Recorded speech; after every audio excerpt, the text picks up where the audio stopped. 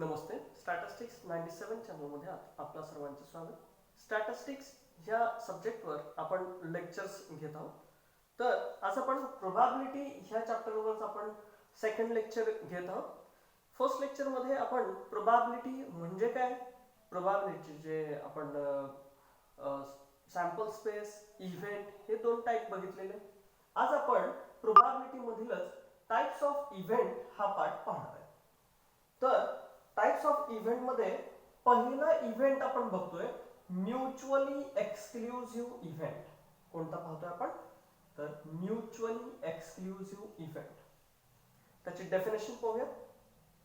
To events A and B are called mutually exclusive.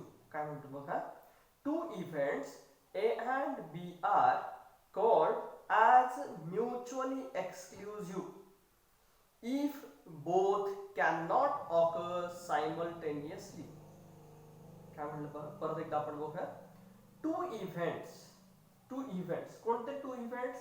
A and B.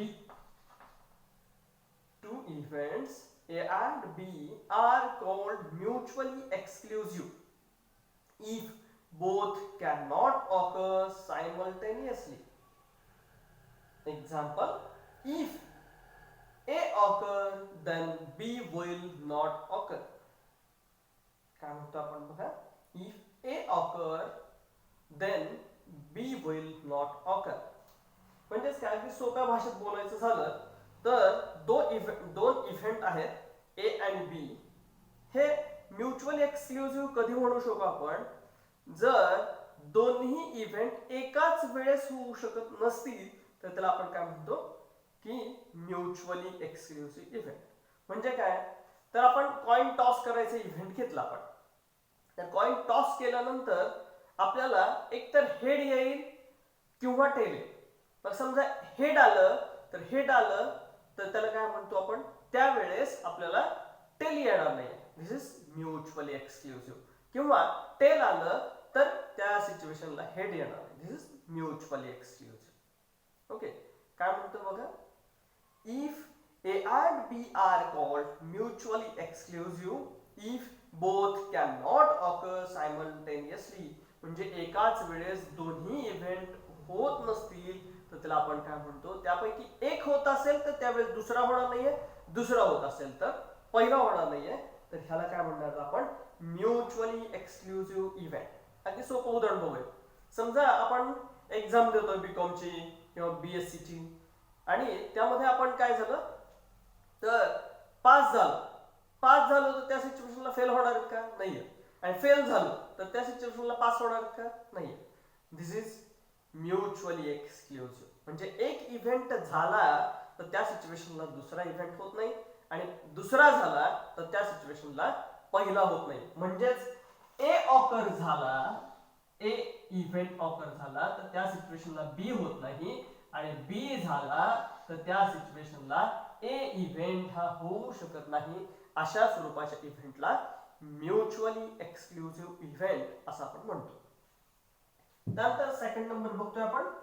Second number independent event. Two or more than two events are said to be independent to each other. काय म्हणतो बघूया परत एकदा. Two or more than two events are said to be independent to each other if occurrence or non-occurrence of one event does not make any effect on occurrence or non-occurrence of other event. परत एकदा आपण definition वाचूया. Two or more than two events are said to be independent to each other if occurrence or non-occurrence of one event does not make any effect on occurrence or non-occurrence of other event. म्हणजे काय की दोन किंवा दोन पेक्षा जास्त events आपण विचारात घेतले तर ते independent to each other event आहेत. कशा पद्धतीने जर समजा एक इव्हेंट झाला तर त्याच्यावर आपण असं म्हणू शकत नाही की दुसऱ्या इव्हेंटचं उत्तर हेच असेल असं म्हणू शकत नाही. म्हणजे काय, इंडिपेंडेंट आहे. म्हणजे पहिला विषय संपला तर दुसऱ्या विषयालाही तसंच उत्तर येईल हे निश्चित सांगता येत नाही. उदाहरणार्थ घ्यायचं झालं तर आपण काय म्हणतो, example, if we toss a coin 2 times. आपण कॉइन काय करतोय, 2 वेळेस टॉस करणार आहोत. Suppose we have tossed first time toss केलं आणि त्याचा रिझल्ट नोट केला. जो काही रिझल्ट नोट केला, we noted its result. On the basis of that result we cannot predict the result of second toss. म्हणजे पहिला टॉस केल्यानंतर आपल्याला जो काही उत्तर मिळालं ते उत्तर आपण नोट डाऊन करून घेतलं. नोट डाऊन केल्यानंतर सेकंड टॉस साठी आपण कॉइन हातात घेतलं. पण आपण सेकंड टॉस करत असताना पहिल्याचा जो रिझल्ट आलाय त्याच्यानुसार सेकंडचा रिझल्ट येईल किंवा नाही हे आपण निश्चित सांगू शकत नाही. म्हणजेच पहिला इव्हेंट हा स्वतंत्र आहे, दुसरा इव्हेंट हा स्वतंत्र आहे. म्हणजे एकाचा इफेक्ट हा दुसऱ्यावर होऊ शकत नाही. म्हणजेच आपण आणखी एक उदाहरण बघूया.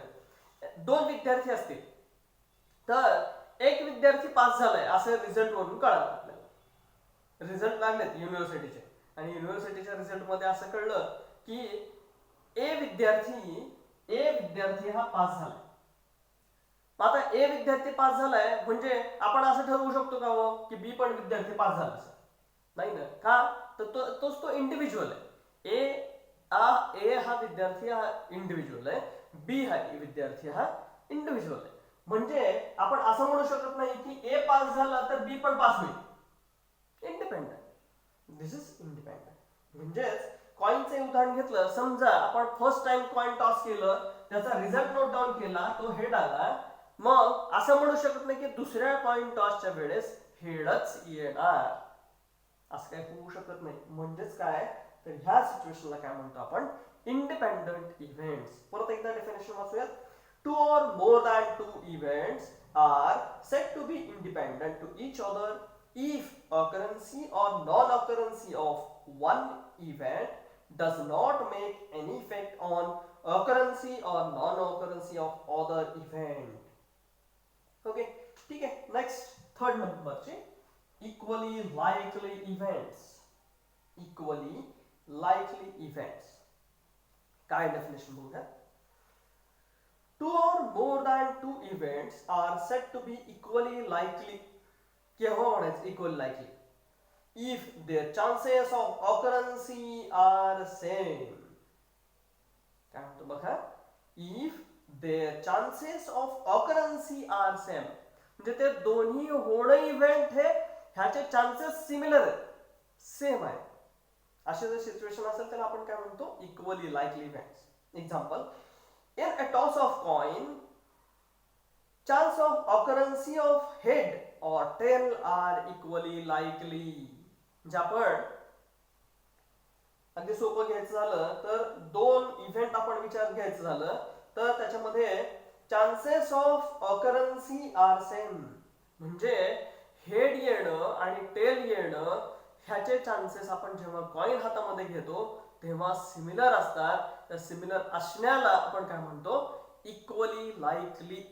परत एकदा रिपीट करतो, काय म्हणतोय आपण, जेव्हा कॉइन टॉस करायला हातात घेतोय कॉइन, तेव्हा हेड येणं आणि टेल येणं ह्याचे चान्सेस हे 50-50% आहे. ह्याचे चान्सेस हेड येणं आणि टेल येणं ह्याचे चान्सेस हे 50-50% आहेत. म्हणजेच ह्याला काय म्हणता येईल आपल्याला, ह्या स्वरूपाच्या इव्हेंटला इक्वली लाइकली इव्हेंट्स असं म्हणतो. दुसरं उदाहरण बघूया आपण.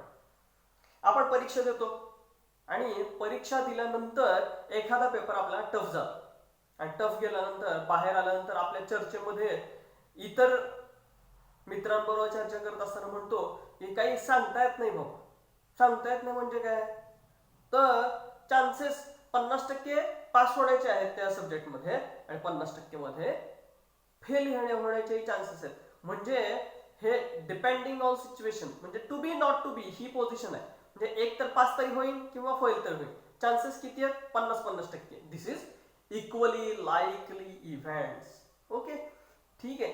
तर या ठिकाणी आपण स्टॅटिस्टिक्सचे 3 इव्हेंट्स आपण पाहिलेले आहेत. तर या इथे आपण आजचं सेशन किंवा आजचं लेक्चर हे थांबूयात. ठीक, धन्यवाद.